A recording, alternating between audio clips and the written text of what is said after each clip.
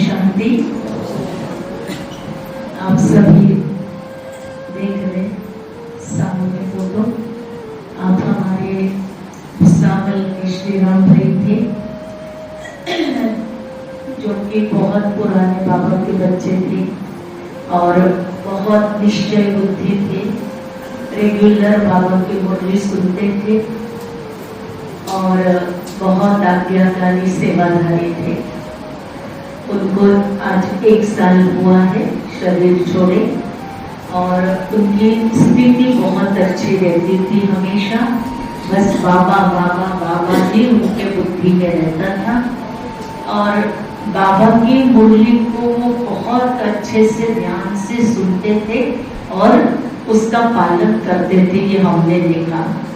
आप लोगों को मालूम होगा, एक बार दादी ने मौन व्रत रखने को कहा था और उसका उन्होंने कितने सालों तक संडे को वो रखते थे, क्योंकि जॉब करते थे तो जॉब में तो नहीं हो पाता था, लेकिन संडे के दिन हफ्ते में 1 दिन वो मौन व्रत जरूर रखते थे।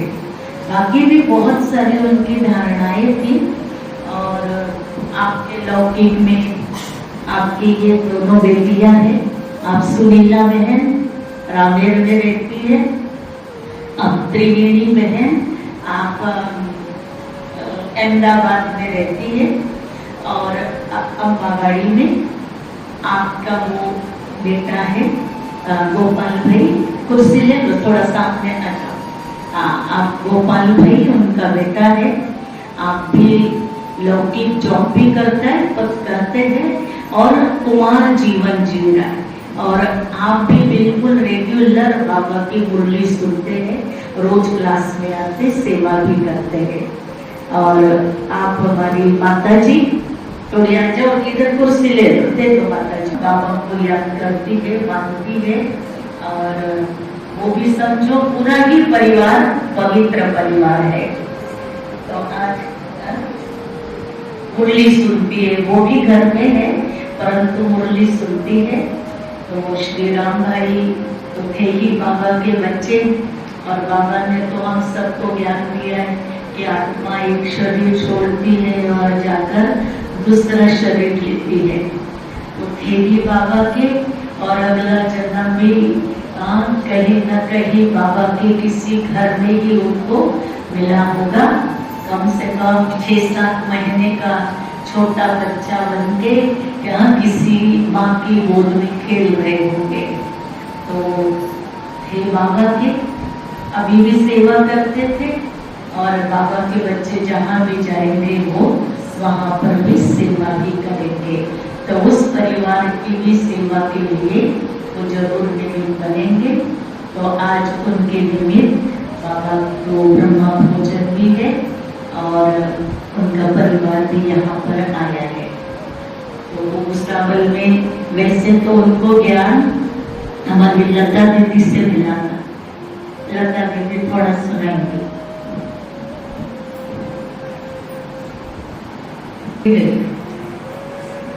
सारी पहचान समाप्त हो जाती है। एक बार दादी गुलजार केसरी उनकी सेवा करने वाली एक नर्स फ्रेंड ने दादी जी से पूछा था, जैसे बाबा कहते ऊपर ट्रिब्यूनल बैठे उसमें अशतरफ में होंगे, तो दादी तो फिक्स थे ना। तो बहन ने कहा जैसे दादी हम यहाँ दिन रात आपकी सेवा में है, तो अगर हमारे पुरुषार्थ में कुछ कमी रह गई तो क्या हमारा, जैसे लौकिक दुनिया में वशीला बोलते हैं, तो ऐसे आप हमारा कर देंगे। तो एक बात तो बहुत ध्यान पे रहती है, दादी एक शब्द में बोले वहाँ ही गुलजार गुलजार नहीं रहेगी। शरीर छूटने से सिर्फ आत्मा का रिश्ता होता है। बाबा ने तुमको बहुत अच्छी रीति से पक्का करा दिया। बाकी दीदी उनका परिचय दे रहे थे राम भाई का, उनका कोर्स हुआ। उसके बाद वो कहते थे कि आप लोग का परिवार कहाँ है। इंदौर के महेश भाई आते थे बहुत बार वहाँ क्लास कराने, तो पूछते थे आप लोग का परिवार किधर है। तो उनको पता है कि भाई शादीशुदा नहीं है, परिवार नहीं है। तो उन्होंने कहा ऐसा तो कोई भी ग्रंथ में कहीं भी लिखा हुआ नहीं है कि शादी नहीं करना। शादी ना करना है तो गुनाह है। सभी देवी देवताओं ने शादियां की है, बोले ज्ञान मुझे पसंद नहीं है। कोई भी देवी देवता बिना शादी किए नहीं है, सबने शादी की है। तो हमने महेश भाई को बोला कि ठीक है आप ज्ञान तो सुनो, जब हमारे को टाइम आएगा हमारा तो हम भी गृहस्थी बना लेंगे। आप ज्ञान को सुनो। ज्ञान सुनते सुनते उस आत्मा को परमात्मा का ऐसा फील लगा, जो उनका पूरा ही परिवार, जैसे कि विधि ने बताया, एक पवित्र परिवार बन गया। तो ऐसी आत्मा के लिए हमारी बहुत बहुत दिल से, हृदय से आज श्रद्धांजलि अर्पित करते हैं। ओम शांति। जैसे भी सुना कि शरीर छूटने के बाद तो आत्मा रह जाती है पहचान के हिसाब से, परंतु जहाँ ये साकारी दुनिया है तो इस साकारी दुनिया के लिए कहा जाता इंसान शरीर तो छोड़ देता है लेकिन वो अमर बन जाता है अपने कर्मों के द्वारा। तो कर्म यादगार बन जाते हैं और हम जब उनका दिन मनाते हैं तो उनके कर्मों को ही याद करते हैं। उनके अपने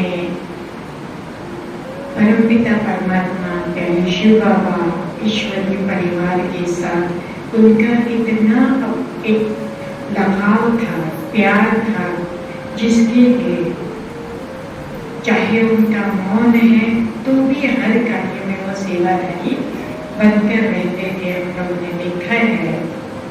तो समय तो थे, हम लोग तो बहुत छोटे छोटे थे तभी से इस ज्ञान मार्ग को स्वीकार किया। यानी हम लोगों ने दुनिया क्या होता है भक्ति वो सब करने के लिए बाबा ने ज़्यादा चांस नहीं दिया और सीधा ही बाबा के ज्ञान में ही मम्मी पापा चलते थे तो उनके साथ ही चले। तो पिताजी का बहुत ही विशेष रोल रहा। यानी उनके बारे में कभी कभी सोचते हैं तो वैसे हमारा जो नेटिव प्लेस यूपी में है और यूपी में मेरे पिताजी वो पहले ही इंजीनियर बने थे। सारे गांव में सब लोग खेती बाड़ी यही करते थे। तो वो सोचते थे कि गांव में से कोई थोड़ी शहर में जाकर कोई इंजीनियर बन सकता है। तो ये बहुत ही विशेष तरह से उनको देखते थे। अभी भी जाओ तो जैसे हम लोग को देवताओं की तरह ही देखते हैं कि पता नहीं कौन आ गए, विशेष कोई आत्मा है, तो सारा गांव ऐसे इकट्ठा होता है देखने के लिए।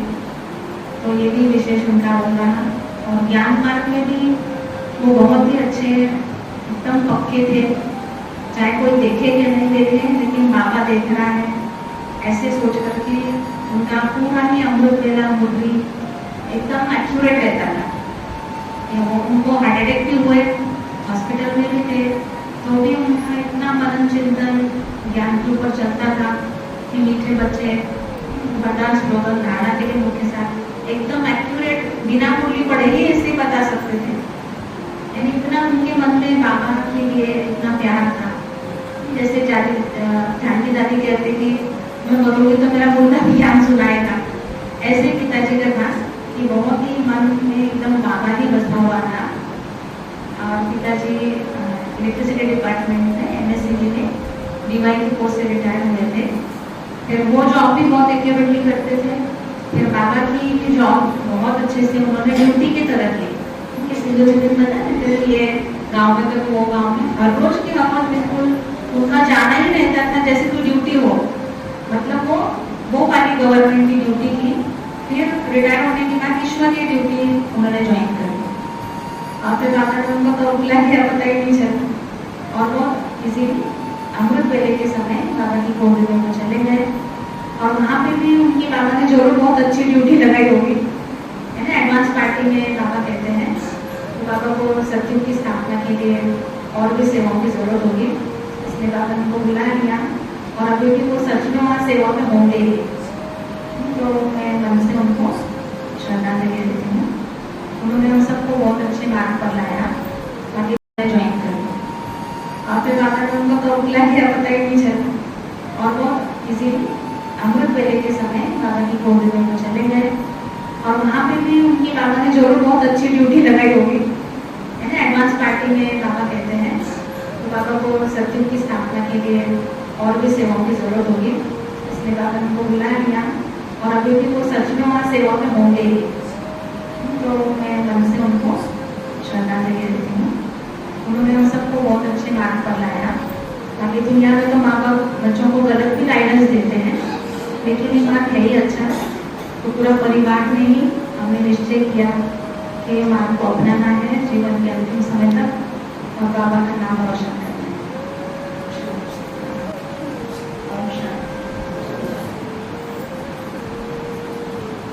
श्री राम का विशेष ड्रामा में पार्ट रहा। शुरू में जामनेर से आदरणीय लता दीदी जी से हम लोगों को कोर्स प्राप्त हुआ। सभी पूरा परिवार ऐसे सामने बैठता था और हम लोग सुनते थे। शुरू में बहुत डिबेट करते थे कि ये ज्ञान ऐसा शिव शंकर के ऊपर चित्र पर थोड़ा उनका ये देता था। फिर बाद में जैसे जैसे समझ मिली, ज्ञान को एकदम परफेक्टिटी से उनकी बुद्धि में बैठ गया। अव्यक्त वाणी भी वो इतना अच्छी रीति से उनको समझ में आती थी, औरों को भी वो अच्छी रीति से समझाते थे। तो विशेष ज्ञान में तो रुचि थी, साथ में योग में भी थी। और शुरू में आदरणीय सुधा दीदी जी थे, उनसे भी बहुत अच्छी उन्होंने पालनाएं की। आदरणीय मंगला दीदी जी, उनसे भी जब से ज्ञान में चले तब से हर साल मधुबन में सेवा के लिए जाते थे। पांडव से शुरू हुई सेवाएं हर साल जाते रहे, जब तक उनका अटैक नहीं आया तब तक हर साल जाते थे। उसके बाद भी तबीयत ठीक होने के बाद भी कहते थे मैं सेवा में जाऊंगा, भले हल्की कोई सेवा हो वो करूंगा। वो सेवा के लिए भी उनको बहुत रुचि रहती थी। तो ज्ञान, योग और धारणाओं में भी बहुत पक्के थे, कभी भी कोई बात में कॉम्प्रोमाइज नहीं करते थे। जॉब के समय भी कहीं जाना रहता था 2-3 दिन के लिए भी, तो भी ऐसा नहीं कुछ खा लिया इधर उधर, नहीं, बिल्कुल सिर्फ फल ही खाएंगे, बाकी कुछ भी ऐसा वैसा नहीं खाते थे। क्योंकि भक्ति में भी बहुत पक्के थे। एकादशी करते थे भक्ति में, निर्जला, एक बूंद भी जल का नहीं लेते थे भक्ति के समय। तो वही जैसे बड़ा संस्कार जो था भक्ति का, ज्ञान में आने के बाद भी वो इस रीति से दृढ़ता में परिवर्तन हो गया। और सभी बहनों से बहुत स्नेह था।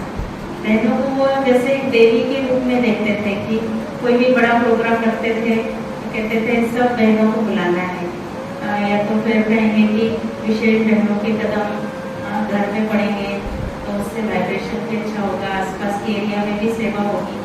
ऐसे बहुत सारी जो असंभव सेवाएं भी वो करते रहे और बहनों से विशेष स्नेह भी रहा। और हमारे लिए भी जैसे वो एक प्रकार से प्रेरणा स्तंभ रहे, क्योंकि जैसे घर में जो बड़ी बहन लड़की होती है तो शुरू में तो शादी के लिए गांव वाले भी फोर्स करते हैं कि करना है, तो उनका वो सपोर्ट रहा। वो कहते थे नहीं, आपको अगर बाबा के इसमें जाना है तो कोई बात नहीं, आप जरूर आगे जाइए। मुझे देख के फिर औरों की बहनों को भी प्रेरणा मिलती है। तो इस प्रकार से बाबा ने सबका जीवन एक विशेष बना दिया। बाबा की से हम चल रहे हैं, हमको शुरू में बहुत ऐसा सपोर्ट दिया कि भाई तुम्हारे जीवन बहुत अच्छा जीवन है, समर्पित जीवन जीना चाहिए, ऐसे क्लासेस वगैरह भी कराते थे।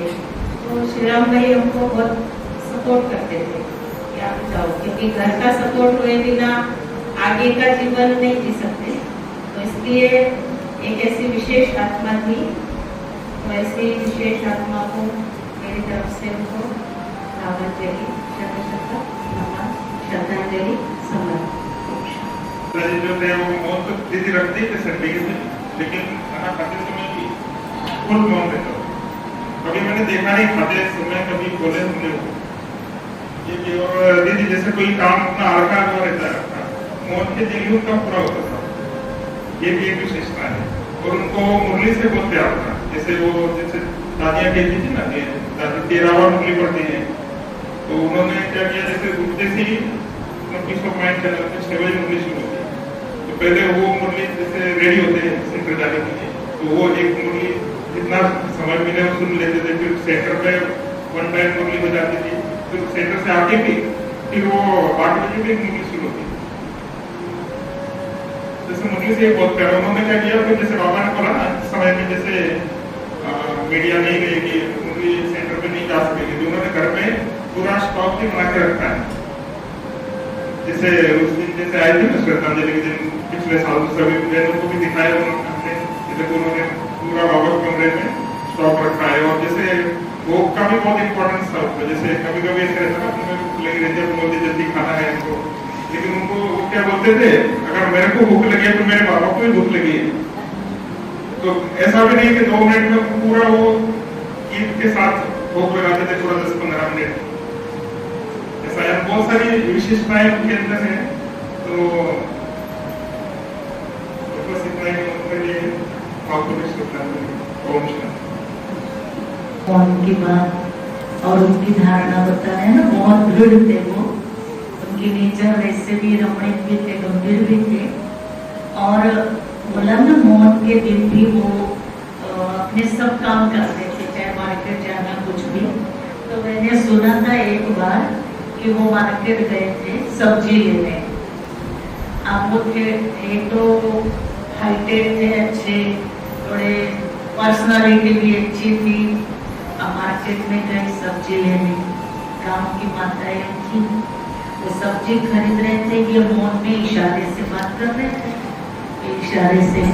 तो वो माता जी देख के, हाँ, तो वो माता जी देख रही थी और वो कहती है, देखो ना, ये मराठी में बोल रही थी वो, देखो ना कितना अच्छा आदमी है, और भगवान ने क्या ऐसे आदमी को गूंगा बना दिया। तो भी तो हंसे नहीं और मुंह तोड़ा। इतने दृढ़ रहे वो। कहने का मतलब कि धारणा जो एक बार मन में ले ना, उसको पूरा करते थे। ऐसे हमारे श्री राम भाई थे। आज हम सब मिलकर उनको, सभी ने अपनी भावनाएं तोड़ के की। अभी हम सब मिलकर पुष्प अर्पित करेंगे और हम जो मंच पे बैठे वो करेंगे। फिर हमारी सारी बहनें हैं आई हुई, विशेष आज उन्होंने सभी बहनों को निमंत्रण दिया है, तो करीब अपनी 25-30 बहनें भी आई है, वो भी सामने आएगी बाद में।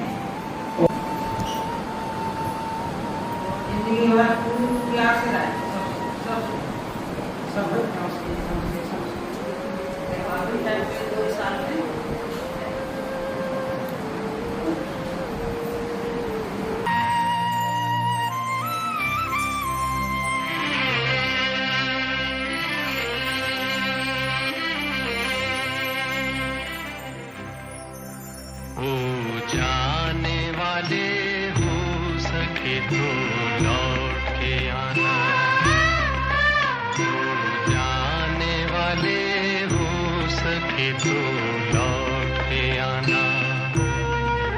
ये घाट तू ये बाट कहीं भूल न जाना, जाने वाले हो सके तो लौट के आना।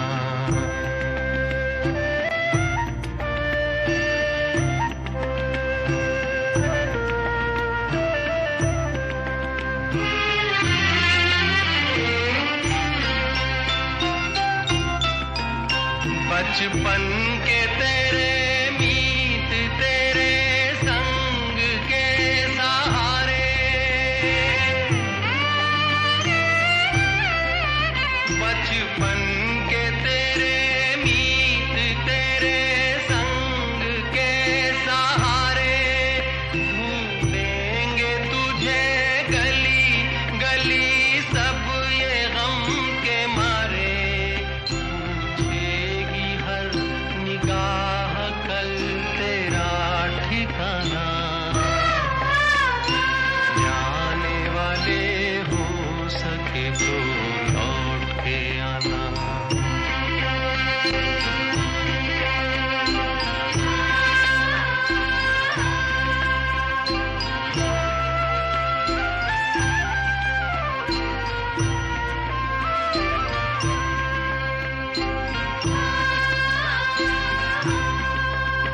दे दे के ये आवाज कोई हर घड़ी बुलाए, दे दे के ये आवाज कोई हर घड़ी बुलाए, फिर जाए जो उस पार कभी लौट के ना आए, है भेद ये कैसा कोई कुछ तो बताना, जाने वाले हो सके तो लौट के आना। ये घाट तू ये बाट कहीं भूल न जाना, जाने वाले हो सके तो लौट